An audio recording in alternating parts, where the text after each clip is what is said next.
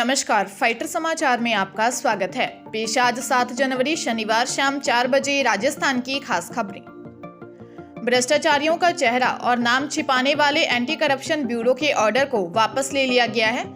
ACB के DG Hemant Priyadarshi ने नया आदेश जारी कर दिया है। हेमंत प्रियदर्शी ने 2 दिन पहले भ्रष्ट अधिकारियों कर्मचारियों को ट्रैप करने के नाम फोटो जारी नहीं करने के ऑर्डर जारी किए थे।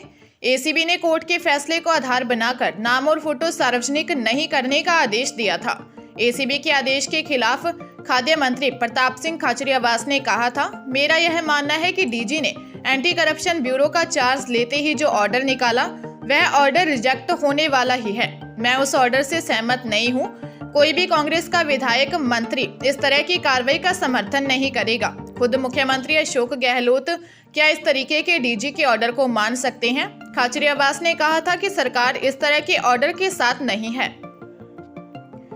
सीनियर टीचर भर्ती परीक्षा में पेपर लीक मामले में शामिल आरोपी सुरेश ढाका के जयपुर में संचालित अधिगम कोचिंग पर जेडीए अब एक्शन लेने की तैयारी में है। कोचिंग को नोटिस जारी किया गया।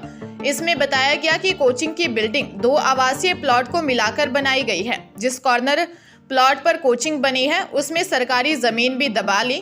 नोटिस के बाद 3 दिन में जवाब पेश करने का समय दिया है। दरअसल जेडीए की टीम गुजर की थड़ी सुख विहार स्थित कोचिंग इंस्टीट्यूट की बिल्डिंग का मौका मुआयना करने गई। यहाँ टीम अब बिल्डिंग के सभी पहलुओं की जांच में जुट गई। सभी बिंदुओं की रिपोर्ट तैयार करने के बाद बिल्डिंग के मालिक और कोचिंग संचालक को नोटिस जारी किया गया। पंजाब के लुधियाना में विजिलेंस ने क्षेत्रीय परिवहन प्राधिकरण के पद पर तैनात नरेंद्र सिंह धालीवाल को गिरफ्तार किया है। आरटीए ट्रांसपोर्टरों से निजी लोगों के जरिए चालान नहीं काटने की एवज में मासिक वसूली करता था। विजिलेंस ने दिसंबर महीने की इकट्ठी की गई राशि के साथ आरटीए को पकड़ा है। बता दें कि अभी 2 दिन पहले ही विधायक गुरप्रीत गोगी ने आरटीए दफ्तर रोज गार्डन में चेकिंग कर पैसे वसूलने के आरोप में 3 लोगों पर मामला दर्ज करवाया था, जिसके बाद आरटीए कर्मचारियों ने हड़ताल शुरू कर दी थी। राज्य विजिलेंस के प्रवक्ता ने बताया कि 18 नवंबर 2022 को गांव मानकवल के रहने वाले सतनाम सिंह धवन ने हेल्पलाइन पर आरोपी आरटीए लुधियाना के खिलाफ पंजाब होमगार्ड्स के वॉलंटियर बहादुर सिंह के वीडियो क्लिप के साथ ऑनलाइन शिकायत दर्ज की थी, जो उक्त आरटीए के साथ जुड़ा हुआ था। विजिलेंस टीम ने जांच की तो मामला सही पाया गया। जयपुर में चार्टर्ड अकाउंटेंट स्टूडेंट और उसकी गर्लफ्रेंड की ओर से बिजनेसमैन को धमकी देकर 26 लाख रुपए ऐंठने का मामला सामने आया है। युवक युवती ने लेटर लिखकर बिजनेसमैन को बदनाम करने की धमकी दी। मामला विश्वकर्मा थाना इलाके का है। पुलिस ने युवक युवती को गिरफ्तार कर लिया। डीसीपी वेस्ट वंदिता राणा ने बताया कि ब्लैकमेलिंग के मामले में 26 साल के राहुल बोहरा निवासी जगदीश कॉलोनी निवारू रोड झोटवाड़ा और उसकी 27 साल की गर्लफ्रेंड प्रियंका निवासी डिडवाना नागौर हाल निवारू रोड करदनी को गिरफ्तार किया है। आरोपी Rahul Bohra CA final year का स्टूडेंट है। प्रियंका बिजनेसमैन की कंपनी में ही अकाउंटेंट है। आरोपियों ने बताया कि वेब सीरीज देखकर ब्लैकमेलिंग का प्लान बनाया था। मुख्यमंत्री अशोक गहलोत ने उदयपुर के सर्किट हाउस में जन सुनवाई की। इस दौरान सीएम गहलोत नगर निगम कमिश्नर हिम्मत सिंह बाहरट पर नाराज हुए। उन्हें मौके पर बुलाया, शिकायतकर्ता के सामने जवाब तलब किया। दरअसल शिकायतकर्ता ओम प्रकाश राठौर ने सीएम को शिकायत की थी कि पटवारी कॉलोनी स्थित उसके आवास पर कोर्ट स्टे होने के बावजूद नगर निगम ने तोड़फोड़ कर दी, बड़ा खड्डा खोद दिया, जबकि संभागीय आयुक्त ने भी इस पर स्टे दे रखा है। इस पर सीएम गहलोत ने वहां मौजूद संभागीय आयुक्त राजेंद्र भट्ट को पूछा, क्या स्टे दिया हुआ है? फिर तुरंत निगम कमिश्नर बाहरट को बुलाया गया। सीएम ने कमिश्नर से एक ही सवाल 3 बार पूछा कि स्टे के बावजूद तोड़फोड़ क्यों की गई। दबी जुबान में कमिश्नर कुछ बोले, लेकिन आवाज नहीं आने पर सीएम बोले, थोड़ा जोर से बोलो। इसके बाद कमिश्नर पर नाराजगी जताते हुए इस पूरे मामले की जांच के लिए कलेक्टर ताराचंद मीना को निर्देश दिए। हिसार के पुष्पा कॉम्प्लेक्स में एक मोबाइल दुकानदार सुदर्शन आसीजा का पिस्तौल के बल पर रात करीब 8:45 बजे अपहरण हो गया। घटना के समय वे अपनी कार में बैठकर घर के लिए निकलने ही लगे थे।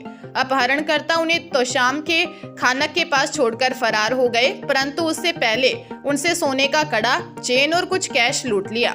सुदर्शन आसीजा ने जंगल से बाहर आकर शराब ठेके से फोन करके परिवार और पुलिस को सूचना दी।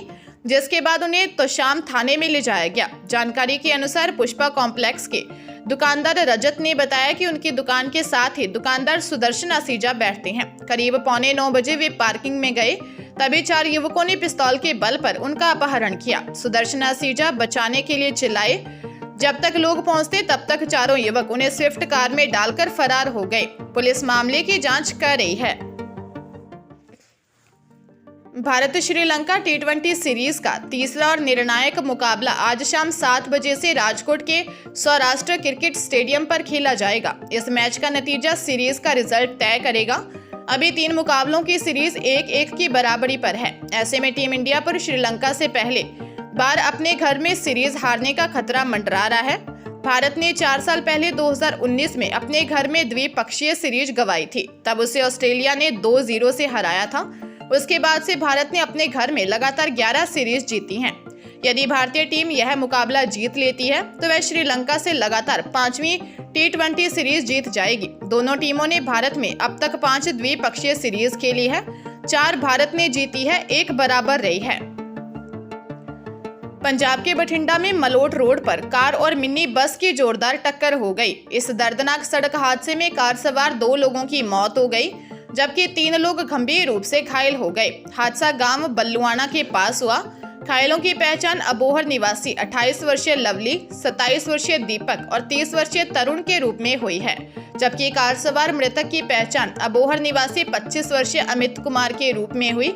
लेकिन मृत कार ड्राइवर के पास से कोई दस्तावेज बरामद होने के कारण फिलहाल उसकी पहचान नहीं हो सकी है। कार बठिंडा से आ रही थी, जबकि मिनी बस बठिंडा से मलोट की ओर जा रही थी। स्थानीय पुलिस ने घटनास्थल की जांच की और फिलहाल मृत कार ड्राइवर की पहचान पता लगाने के प्रयास किए जा रहे हैं। कोटा के विज्ञान नगर थाना इलाके में आपसी झगड़े में चाकूबाजी की वारदात हुई। चाकू लगने से 2 युवक घायल हो गए, जिन्हें कोटा के MBS अस्पताल में भर्ती करवाया गया है। वारदात झाड़ू बस्ती इलाके में हुई, जिसमें श्याम नायक और सुनील घायल हो गए। मामले के अनुसार सरिता नामक महिला की शादी तेजपाल से हुई थी। तेजपाल आपराधिक किस्म का होने के चलते कुछ समय बाद ही सरिता ने उसके साथ रहना बंद कर दिया और उसे छोड़कर श्याम के साथ रहने लग गई थी, जिसके बाद से ही तेजपाल और श्याम के बीच में विवाद शुरू हो गया। देर रात श्याम अपने साथी सुनील के साथ बस्ती की तरफ काम खत्म करके जा रहा था। इसी दौरान तेजपाल और उसके साथियों ने वहां पहुंचकर दोनों के ऊपर चाकू से वार किए। दोनों का इलाज चल रहा है। पुलिस मामले की जांच कर रही है। जयपुर में रिश्तेदार युवक के युवती से रेप करने का मामला सामने आया है। 10 दिन तक बंधक बनाकर आरोपी रिश्तेदार ने डरा धमकाकर उसके साथ दुष्कर्म किया। कानोता थाने में 20 वर्षीय पीड़िता ने दर्ज करवाए मामले में बताया कि कुछ दिनों पहले वह अपनी मौसी की बेटी की शादी में गई थी। शादी से लौटने के बाद मौसी की लड़की सहित अन्य रिश्तेदार घर आए थे। इसी दौरान आरोपी रिश्तेदार की ओर से भेजा मोबाइल भी जबरन दे गए। आरोप है कि उसके बाद भी आरोपी रिश्तेदार से बात नहीं की, जिसके बाद घर आए आरोपी रिश्तेदारों ने उसे 10 दिन तक बंधक बनाकर रखा। कमरे में बंद रखने के दौरान आरोपी रिश्तेदार ने उसके साथ डरा धमकाकर रेप किया। आरोपियों के चंगुल से छूटने पर पीड़िता ने थाने में रिपोर्ट दर्ज करवाई।